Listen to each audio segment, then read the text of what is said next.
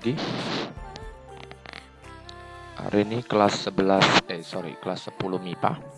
Kita akan membahas cara melukis grafik fungsi eksponensial. Coba kita mulai. Yang kemarin kan Anda sudah belajar tentang perpangkatan ya.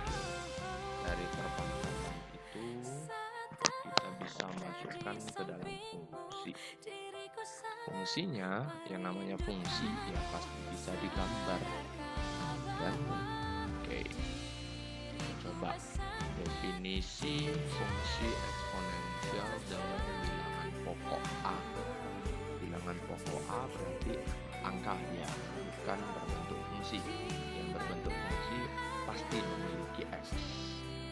Misalkan A menyatakan konstanta positif yang lebih daripada 1, fungsi eksponensialnya adalah Y sama dengan A pangkat X. Ini ada beberapa catatan penting. Dalam berbagai aplikasi sains, fungsi eksponensial berbentuk menjadi Y sama dengan N kali dengan A pangkat KX. Ini sudah sangat-sangat kompleks. Contoh, persamaan Y sama dengan 2X dan Y sama dengan 3X menyatakan fungsi eksponen yang bilangan pokoknya berbeda, yaitu 2 dan 3. Persamaan Y sama dengan setengah pangkat X merupakan fungsi eksponen dengan bilangan pokok setengah. Tapi ceritanya tadi harus lebih besar daripada 1 ya di atas tadi ya. Tapi nggak masalah, setengah pun bisa kita gambarkan. Oke, persamaan Y sama dengan X pangkat 2 dan Y sama dengan X pangkat 3 itu bukanlah eksponensial. Nampak jelas ya? Kalau yang eksponensial pangkatnya yang X. Sekarang pertanyaannya, bagaimana cara menggambar Y sama dengan 2 pangkat X? Yang pertama, kamu kalau bisa cari domainnya. Domainnya berarti gambar ya kan? Kalau domain berarti nilai X. X-nya berapa yang boleh, berapa yang tidak boleh. Kalau sudah terlalu lebar, boleh kita bahas. Contoh, ini Y sama dengan 2 pangkat X. Emang X-nya boleh berapa saja, Pak? Oh, banyak. X-nya boleh 1, boleh 2, boleh 3. Kalau kita lanjut, 4, 5, 6, 7, 8, sampai tak hingga. Minusnya kira-kira gimana, Pak? Boleh juga, kan begitu. Mulai 2 pangkat minus 1 kan ada hasilnya kan, yaitu C/4 dan seterusnya. Oke, berarti nomor 1, domain itu adalah semua bilangan real. Positif, negatif, semua. Ya. Dan range. Tadi domain ya, sekarang range. Range itu adalah Y. Kira-kira angka berapa yang bisa kita hasilkan daripada nilai X yang tadi dimasukkan. X-nya bisa 1, bisa 2, bisa minus tadi kan. Kira-kira kalau dimasukkan hasilnya kira-kira berapa? Ini yang sudah ada beberapa contoh. 1, 2, 4, 8, setengah, 4 dan 8. Kita lihat sekilas, itu nilainya tidak ada yang negatif. Nilainya negatif, jadi kita bilang tidak ada negatif, tapi itu masih sekilas ya. Tapi Anda harus meyakinkan diri Anda bahwa itu harus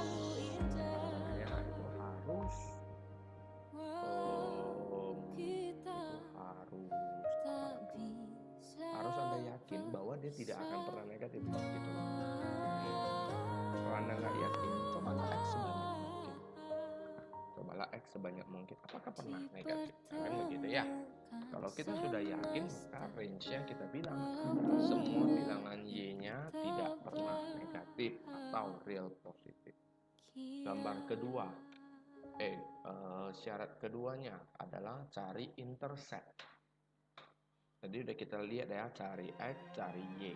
Setelah cari X, cari Y, cari intercept. Intercept itu adalah titik potong sumbu X dan sumbu Y. Oke, intercept sumbu Y berarti nilai X-nya adalah 0. Sudah jelas itu. Satu dunia ini tahu. Oke, grafik tidak pernah memotong sumbu X. Kenapa? Karena kalau memotong sumbu X nilai Y-nya 0. 2 pangkat X sama dengan 0, X-nya kira-kira berapa? Mana pernah ada, kan gitu. Oke, yang keempat, untuk X yang lebih besar daripada 0, fungsi selalu naik. Nah, ini nggak perlu ditebak-tebak. Ini tinggal nengok gambar. Makin ke kanan dia makin ke atas, adalah namanya monoton. Monoton berarti adalah satu jenis. Tonton itu kan nada ya. Nah, berarti monoton. Nah, kira-kira seperti mono itu artinya satu jenis. Naik. Mungkin ada di bab lain tentang kurva ada yang naik, turun, naik lagi dan seterusnya. Oke, tapi untuk kurva yang seperti ini dia monoton. Berarti kurva memulai asymptot datang. Nah, asymptot ini kayak apa? Kayak pagar. Kayak satu buah pagar. Grafiknya ini makin lama makin naik ke atas. Lihat, ini sama dengan 2 pangkat X. Kalau saya mau pagarkan di atas ini bisa nggak? Enggak bisa. Ini tapi kalau saya pagarkan di bawah kayak gini bisa. Kurvanya kan tidak pernah memotong sumbu X lagi. Maka dia dapat dibuat asymptot atas. Asymptot juga nanti ada asymptot tegak ya. Tapi itu harus yakin dulu. Padahal ku tahu kau telah terikat janji. Oke, ini ada 2 soal. Bukan tak tahu lupakanmu, tapi aku tak mau. Pantaskah aku menyimpan rasa cemburu, padahal bukan aku yang memilikimu. Sambung sampai kapankah ku tak tahu, akankah akal sehat menyadarkanku.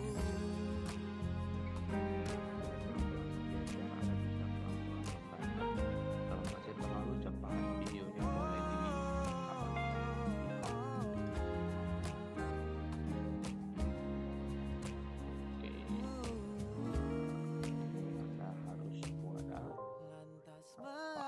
Aku masih menaruh hati.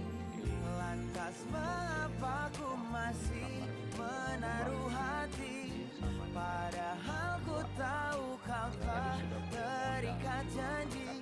Keliru ataukah bukan, tak tahu. Lupakanmu, tapi aku tak mau.